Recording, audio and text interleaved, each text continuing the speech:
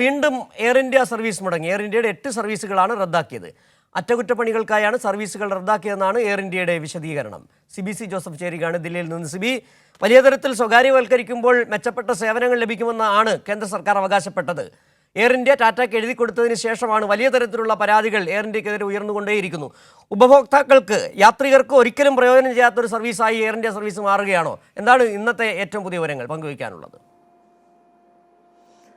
Siju, air India സർവീസുകൾക്കെതിരെ വ്യാപകമായ പരാതികൾ നേരത്തെ തന്നെ ഉയർന്നിട്ടുണ്ട്. നിരവധി യാത്രക്കാരാണ് സോഷ്യൽ മീഡിയയിലും മറ്റും എയർ ഇന്ത്യയിലെ ഈ അസൗകര്യങ്ങൾ ചൂണ്ടിക്കാട്ടിക്കൊണ്ട് നിരവധി പരാതികളും അതോടൊപ്പം തന്നെ സോഷ്യൽ മീഡിയയിലടക്കം ദൃശ്യങ്ങളെല്ലാം പ്രചരിപ്പിക്കുകയും ചെയ്തത്. കഴിഞ്ഞ ദിവസം കേന്ദ്രമന്ത്രി ശിവരാജ് സിംഗ് ചൗഹാൻ അടക്കം എയർ ഇന്ത്യയിൽ പൊട്ടിയ സീറ്റാണ് തനിക്ക് ലഭിച്ചതെന്ന വളരെ ഗുരുതരമായ ആരോപണം അദ്ദേഹം ഉന്നയിക്കുകയും ചെയ്തിരുന്നു.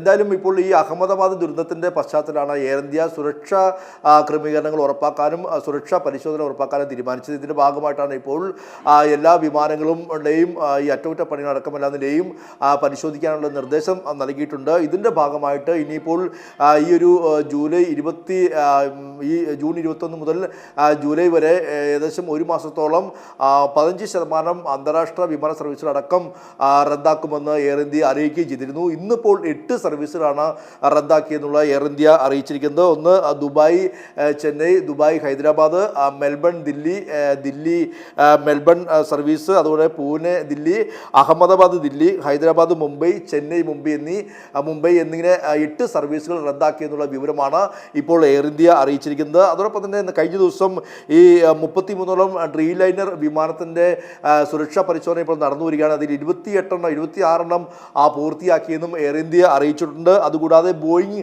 777 ശ്രേണിയിൽപ്പെട്ട വിമാനങ്ങൾ, അത് ഏകദേശം 13 വിമാനങ്ങളുണ്ട്. ഈ വിമാനങ്ങളുടെ പരിശോധന കൂടി നടത്തുമെന്നും എയർ ഇന്ത്യ അറിയിക്കുകയും ചെയ്തിട്ടുണ്ട്. ഇതിൻ്റെ ഭാഗമായിട്ടാണ് ഈ വൈഡ് ബോഡി അന്താരാഷ്ട്ര സർവീസുകൾ, അതായത് ഏറ്റവും കൂടുതൽ യാത്രക്കാരും ഏറ്റവും വലിയ കാർഗോയൊക്കെ ഉള്ള ഈ വൈഡ് ബോഡി അന്താരാഷ്ട്ര സർവീസുകൾ ഇനിയും റദ്ദാക്കുമെന്ന കാര്യം കൂടി എയർ ഇന്ത്യ അറിയിച്ചിരിക്കുന്നത്. സ്വാഭാവികമായും വരും ദിവസങ്ങളിലും കൂടുതൽ സർവീസുകൾ റദ്ദാക്കുമെന്ന കാര്യത്തിൽ സംശയമില്ല. അങ്ങനെയെങ്കിൽ ഏകദേശം 38ഓളം സർവീസുകൾ ഇനിയും റദ്ദാക്കും വരും ദിവസങ്ങളിൽ നിന്ന് കൂടി എയർ ഇന്ത്യ അറിയിച്ചിട്ടുണ്ട്. എന്തായാലും ഈ അഹമ്മദാബാദ് ദുരന്തത്തിൻ്റെ പശ്ചാത്തലമാണ് ഈ ഒരു സുരക്ഷാ പരിശോധന ഏറ്റവും കൂടുതൽ കർശനമാക്കിയിരിക്കുന്നത്.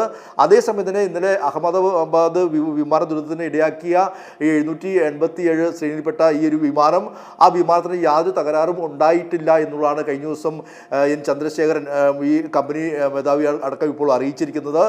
3 മാസം മുമ്പ് ഇത് ഫുൾ സർവീസ് ചെയ്തതാണ്. വലത് എഞ്ചിൻ ഭാഗം വരെ വലത് എഞ്ചിൻ പുനഃസ്ഥാപിച്ചിരുന്നു. ഇനിയിപ്പോൾ അടുത്ത സർവീസ് 2020 അതായത് അന്ന് അഹമ്മദാബാദ് ദുരന്തത്തിനിടയാക്കിയ ഡ്രീം ലൈനർ 787 വിമാനം, ആ അപകടത്തിന് മുമ്പ് അതിലെ യാത്രക്കാർ തന്നെ എടുത്ത ചില ദൃശ്യങ്ങൾ പ്രചരിക്കുകയും ചെയ്യുന്നുണ്ട്.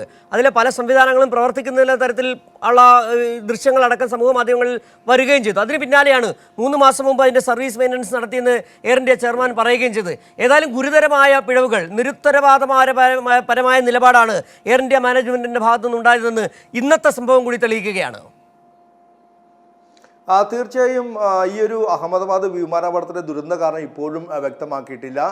ഇപ്പോഴും ഈ ദുരന്ത കാരണം വ്യക്തമാണെങ്കിൽ കൃത്യമായി അതിൻ്റെ ബ്ലാക്ക് ബോക്സ് അടക്കമല്ല അതിനെയും പരിശോധനയ്ക്ക് വിധേയമാക്കണം. 2 ബ്ലാക്ക് ബോക്സുകൾ ലഭിച്ചെങ്കിലും അത് ദില്ലിയിലെ ഈ ബ്ലാക്ക് ബോക്സ് ലാബിൽ അത് പരിശോധിക്കാൻ കഴിയില്ല എന്നുള്ളതാണ് ഇപ്പോൾ ഏറ്റവും ഒടുവിൽ ലഭിക്കുന്ന വിവരം. അതായത് ഈ ബ്ലാക്ക് ബോക്സുകൾക്ക് കേടുപാടുകൾ സംഭവിച്ചിട്ടുണ്ട്. ഇനിയിപ്പോൾ അത് US-ലും അമേരിക്കയിൽ കൊണ്ടുപോയി വിദേശത്ത് അത് പരിശോധിക്കേണ്ട ഒരു സാഹചര്യമാണ് ഉള്ളത്. സ്വാഭാവികമായും അതിൻ്റെ ഈ വിമാനാപകടത്തിൻ്റെ കാരണം അതുകൊണ്ട് തന്നെ ഇനിയും അറിയാൻ വൈകുമെന്ന കാര്യത്തിൽ സംശയമില്ല. ആ ഒരു പശ്ചാത്തലത്തിൽ കൂടിയാണ് ഇപ്പോൾ എയർ ഇന്ത്യയുടെ തന്നെ എൻ ചന്ദ്രശേഖരൻ അടക്കമുള്ള ആളുകൾ ഈ ഒരു എയർ ഇന്ത്യ വിമാനത്തിന് യാതൊരു കേടുപാടും ഉണ്ടായിരുന്നില്ല എന്ന് അദ്ദേഹം ഇപ്പോൾ വീണ്ടും ആവർത്തിക്കുന്ന ഒരു പശ്ചാത്തലം ഉണ്ടായത്. അതേസമയം തന്നെ ഈ ഒരു വിമാനം ദുരന്തത്തിന് മുമ്പ് ദില്ലിയിൽ നിന്നും ഹൈദരാബാദിലേക്ക് പോകുമ്പോൾ ആ വിമാനത്തിൽ യാത്ര ചെയ്യുന്ന ഒരു ആകാശ് എന്ന യാത്രക്കാരൻ, അദ്ദേഹം പകർത്തിയ ചില ദൃശ്യങ്ങളും പിന്നീട് പ്രചരിക്കുകയുണ്ടായി. പ്രത്യേകിച്ച് അവിടെ AC പ്രവർത്തിച്ചിരുന്നില്ല, അതിൻ്റെ എല്ലാ സിസ്റ്റംസ് അടക്കമെല്ലാം തന്നെയും പ്രവർത്തിക്കുന്നില്ല എന്ന് ചൂണ്ടിക്കാട്ടിക്കൊണ്ട് അദ്ദേഹം തന്നെ ഈ ഒരു വിമാനത്തെക്കുറിച്ച് പരാതി പറയുന്നതെല്ലാം തന്നെയും സോഷ്യൽ മീഡിയ വഴി പ്രചരിക്കുകയും ചെയ്തിരുന്നു. എന്തായാലും ഇനിയിപ്പോൾ ഈ ബ്ലാക്ക് ബോക്സ് അടക്കമെല്ലാം തന്നെയും പൂർണ്ണമായും പരിശോധനയ്ക്ക് വിധേയമാക്കിയാൽ മാത്രമേ അതിൻ്റെ അപകട കാരണം കൃത്യമായി മനസ്സിലാക്കാൻ കഴിയൂ. എന്തായാലും നിലവിലെ സാഹചര്യത്തിൽ ഈ അപകടത്തിന്റെ പശ്ചാത്തലത്തിൽ ഇപ്പോൾ എയർ ഇന്ത്യ എല്ലാ വിമാനങ്ങളുടെയും സുരക്ഷാ പരിശോധന കർശനമാക്കുകയാണ്. മാത്രമല്ല കേന്ദ്ര വ്യോമയാന ദില്ലിയിൽ നിന്നുള്ള വിവരങ്ങൾ നൽകിയത്. കേന്ദ്ര സർക്കാർ സ്വകാര്യവൽക്കരിച്ച എയർ ഇന്ത്യ വിമാനങ്ങളെ വിശ്വസിക്കാൻ കൊള്ളാത്ത വിമാനങ്ങളായി മാറുകയാണ്. ഇന്നും 8 സർവീസുകൾ റദ്ദാക്കിയെന്നുള്ള വിവരങ്ങളാണ് ദില്ലിയിൽ നിന്ന് CBC ജോസഫ് പങ്കുവച്ചത്.